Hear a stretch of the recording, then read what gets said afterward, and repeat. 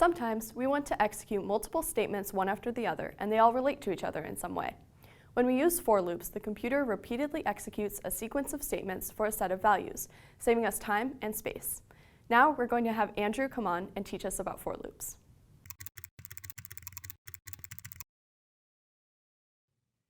The structure of a for loop can be divided into 4 parts: initialize, test, body, and update. This is the basic structure of a for loop. Let's create a for loop that prints out n stars. When we initialize a for loop, we're also initializing a variable. It's almost always an int, and the convention is to call it I, although the name doesn't really matter. Let's initialize I to 1. This is its starting value. Variables also always have scope, which is the area in which they can be used. The variable in a for loop, called an iterator, can only be used within the for loop. If you tried to print out I after or outside the for loop, you would get an error because the computer would not recognize that I exists. You can always find out the scope of a variable by looking at the curly braces that its definition is enclosed in. In a for loop, the scope of the iterator is the curly braces of the for loop. The test part of the for loop tells the computer how long it should loop for. If we start at 1, we need to end at n so that we can loop n times. This tells the computer to keep going as long as I is less than or equal to n. Once it passes n, it will exit the loop. Each time the loop runs through once, we want it to print out a star. This is the body of the for loop.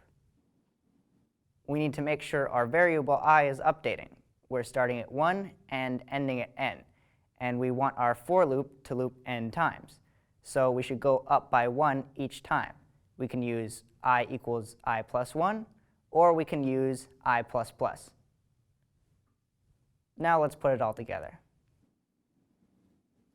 Let's run through our for loop with n equal to 3. Each time we run through is called an iteration. We start at 1. We check, is I less than or equal to 3? 1 is less than or equal to 3, so the body is executed. It prints out a star.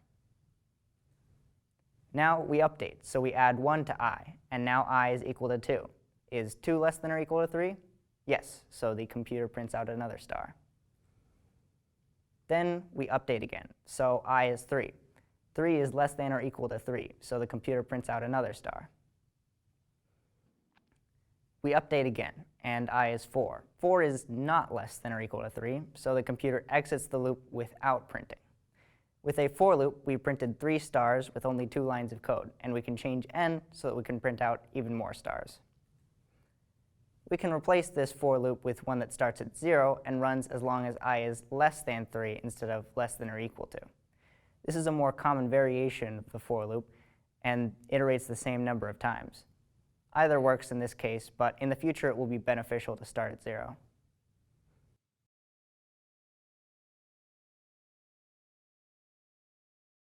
Thanks for watching. If you want to see these concepts applied, check out our walkthrough videos with sample coding problems here or here. If you want the playlist of all of our concept videos or want to meet today's presenter, click the links in the description box below. See you next time on CS Homework Bites.